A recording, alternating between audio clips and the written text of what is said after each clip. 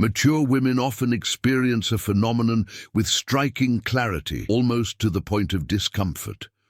When a younger man looks at them in a particular way, the immediate question that surfaces is, "Am I just imagining this?" It's as if decades of life experience, paradoxically, make them question their own perceptions even more. Rather than solidifying their confidence, time seems to have taught them to distrust their own feelings.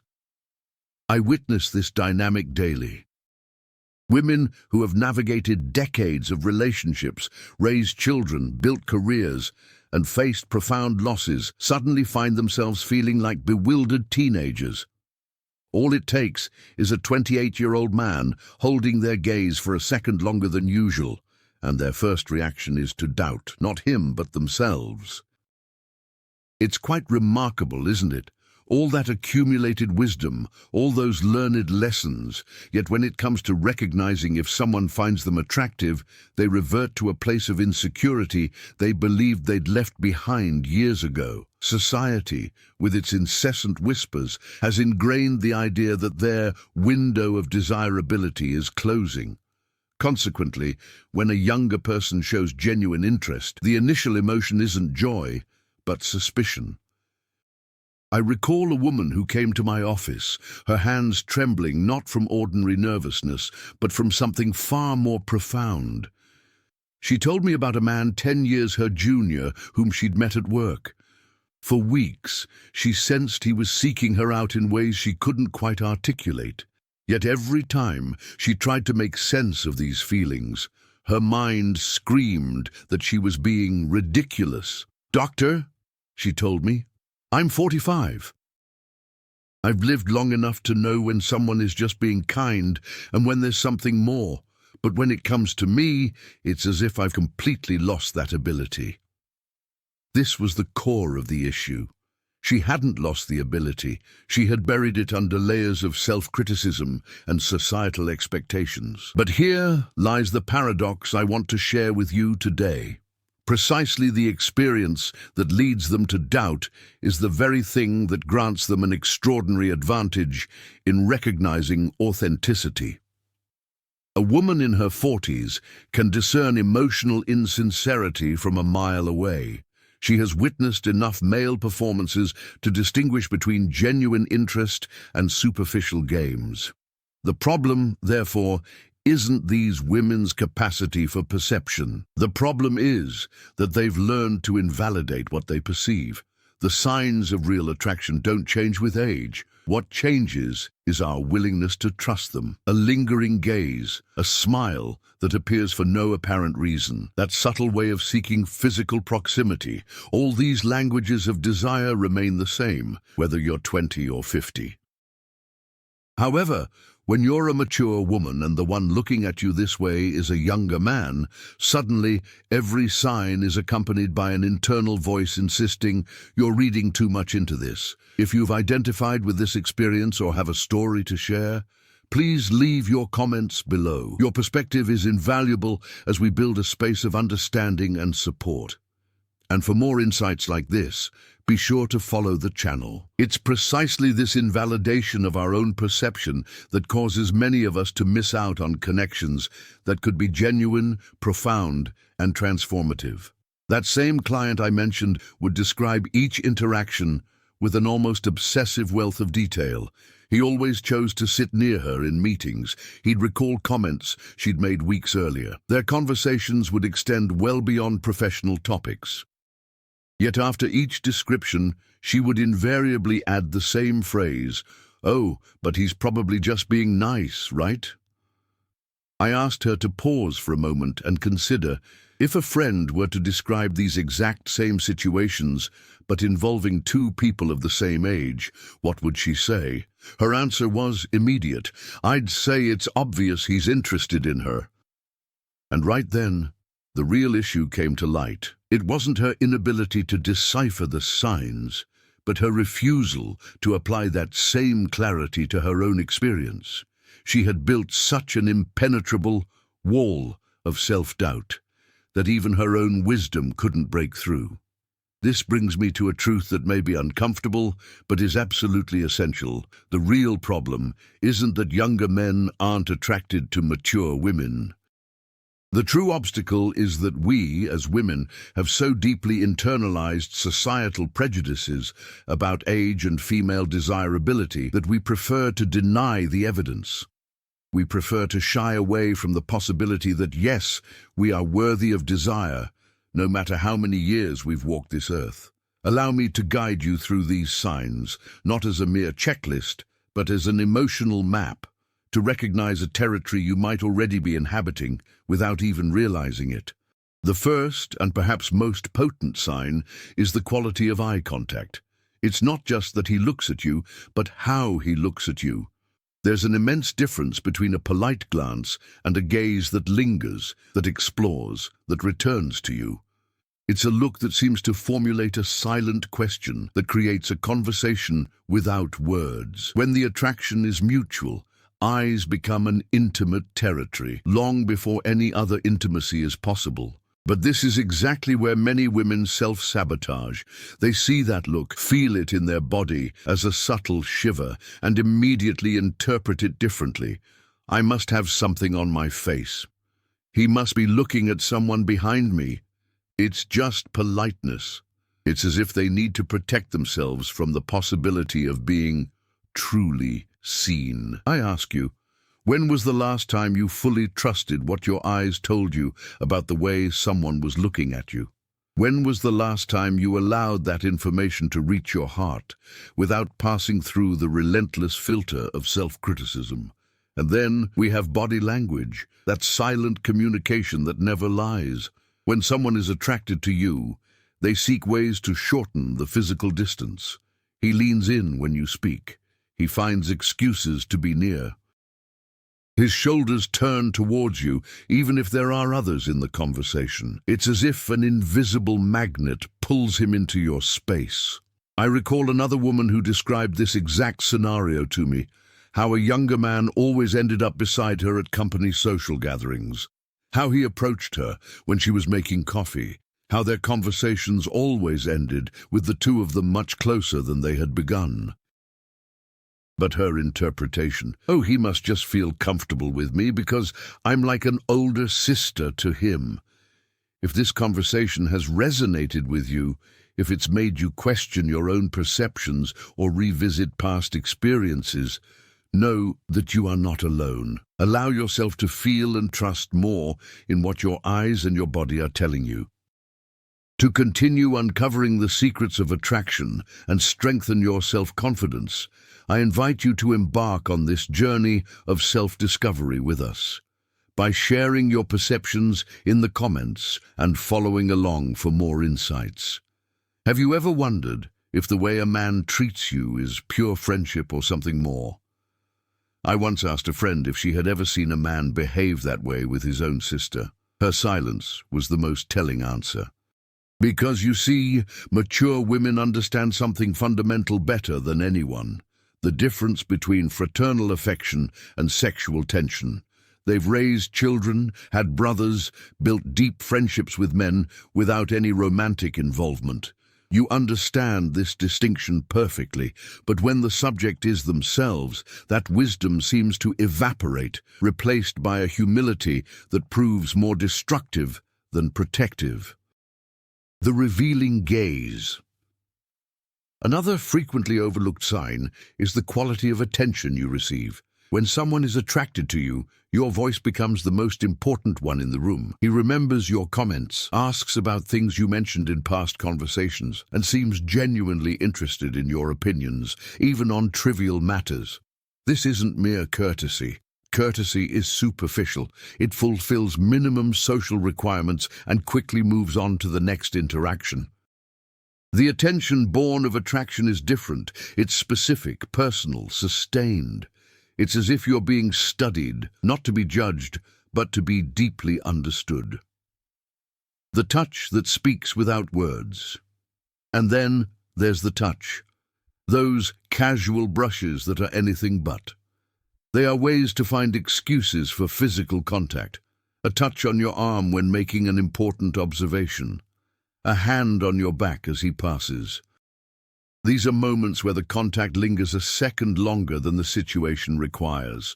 The body doesn't lie. When someone seeks ways to touch you, even if seemingly artlessly, they are expressing a desire for physical connection. Yet many women interpret these gestures as he's just being friendly, or he's like that with everyone. They rarely ask themselves if they've seen him exhibit the same level of casual physical contact with others. Invitations to a shared future.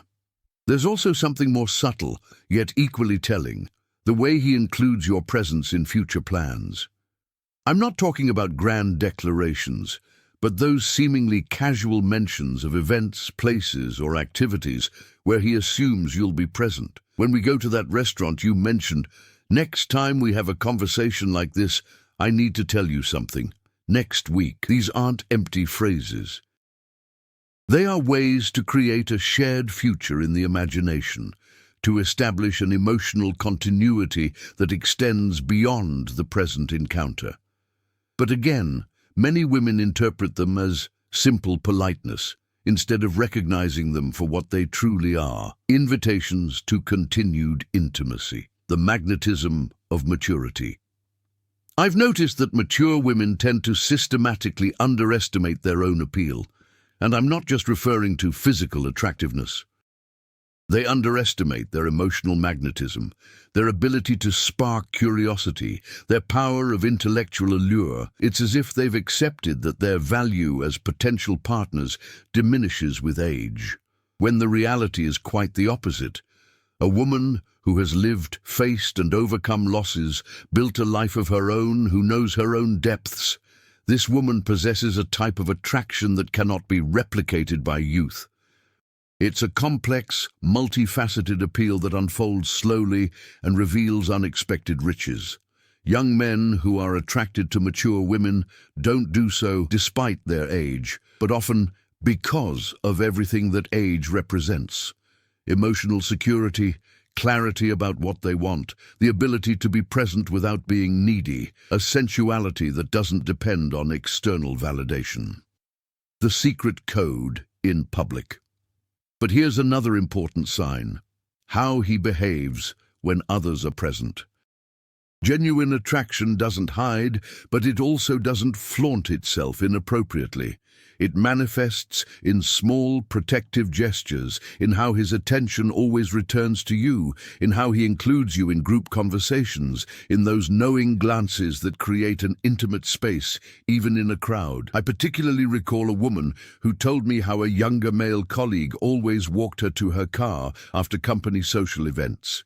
Initially, she saw it as chivalry. But after several times, she began to recognize he didn't do the same for other female colleagues, that their conversations during these walks were more intimate and personal, and that he was clearly creating opportunities for alone time with her. The revelation wasn't that he was interested. She already knew that on some deep level of her being. The revelation was that she was actively working not to see it, to protect herself from a possibility that terrified her more than it tempted her: the fear of acceptance. And here we arrive at one of the most painful yet necessary parts of this conversation. The fear isn't really of rejection. The fear is of acceptance.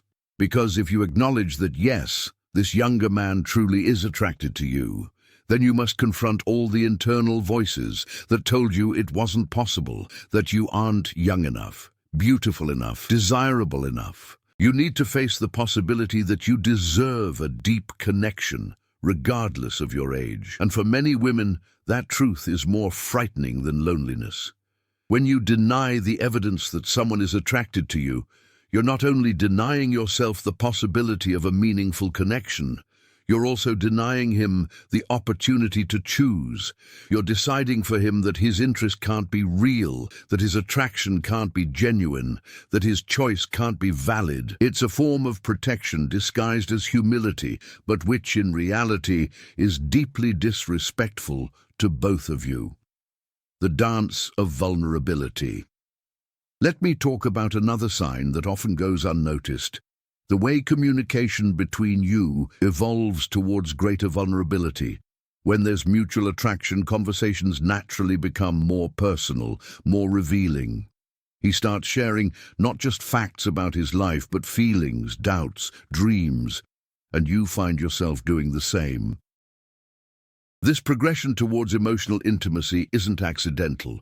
It's the natural result of two people who feel safe with each other, who intuit there's fertile ground for something deeper. But often women interpret these intimate conversations as evidence that he sees them as a maternal figure or a platonic confidant. The difference lies in the quality of vulnerability. When a man shares his deepest fears with a maternal figure, he seeks comfort and guidance. When he shares them with someone he's attracted to, he seeks connection and understanding. The energy is completely different, even if the words may sound similar. When time bends. There's also the matter of time. When someone is attracted to you, time seems to behave differently. Conversations extend far beyond what was planned. Casual encounters turn into entire afternoons. There's a mutual reluctance to end the contact, as if both are aware that something valuable is being built, and neither wants to interrupt the process. Have you ever noticed how, with certain people, time seems to stretch?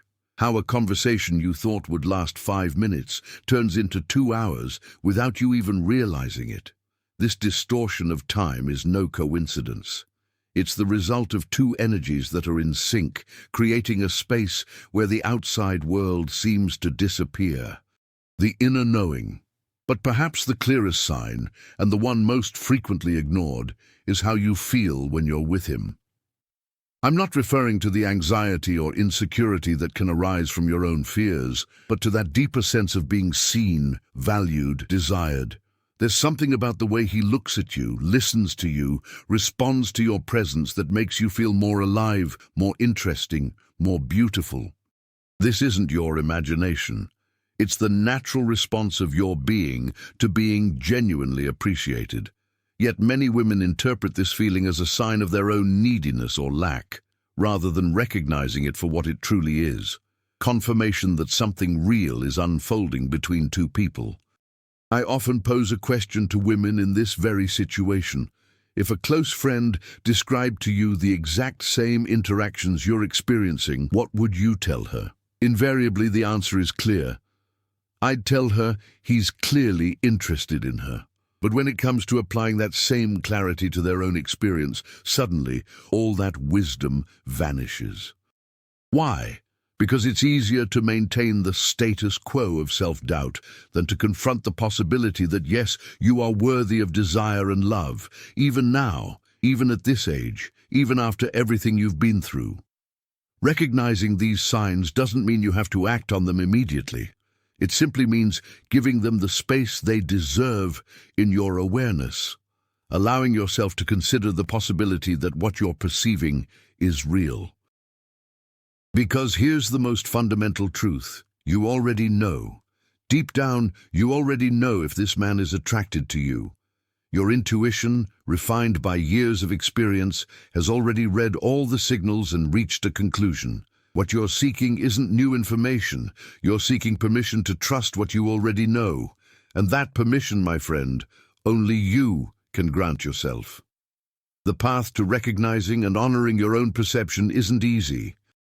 It requires confronting decades of messages about female desirability, about what's appropriate for your age, about what you can or cannot expect from love. It demands distinguishing between genuine humility and self-depreciation, disguised as modesty.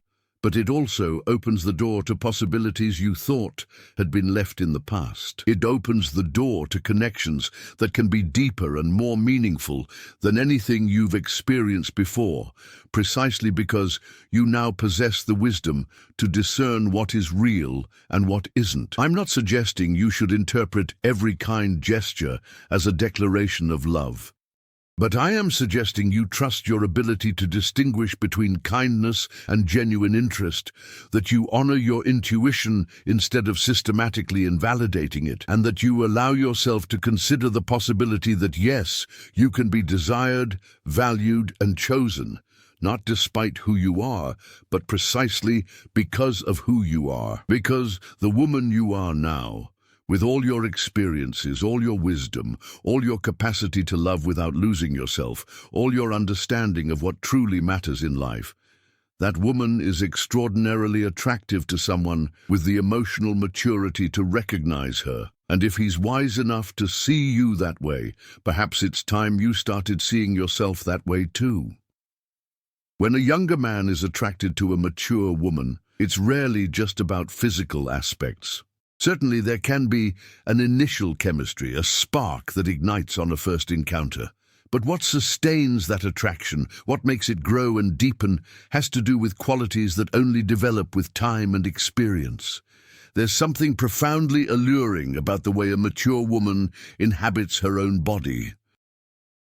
It's not the insecurity disguised as flirtation that characterizes many younger women. It's a freedom with herself, an acceptance of her own imperfections that, paradoxically, makes her more perfect. It's the difference between someone trying to prove their worth and someone who simply owns it. I recall a client who described feeling invisible since turning 40. She recounted walking down the street and feeling as though men no longer noticed her.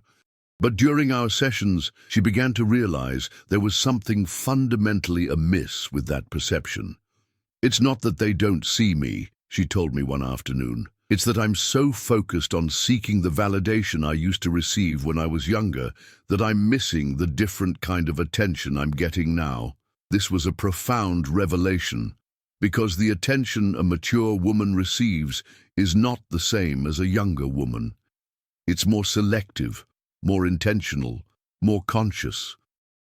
Men who are drawn to mature women aren't looking for an easy conquest or ego validation.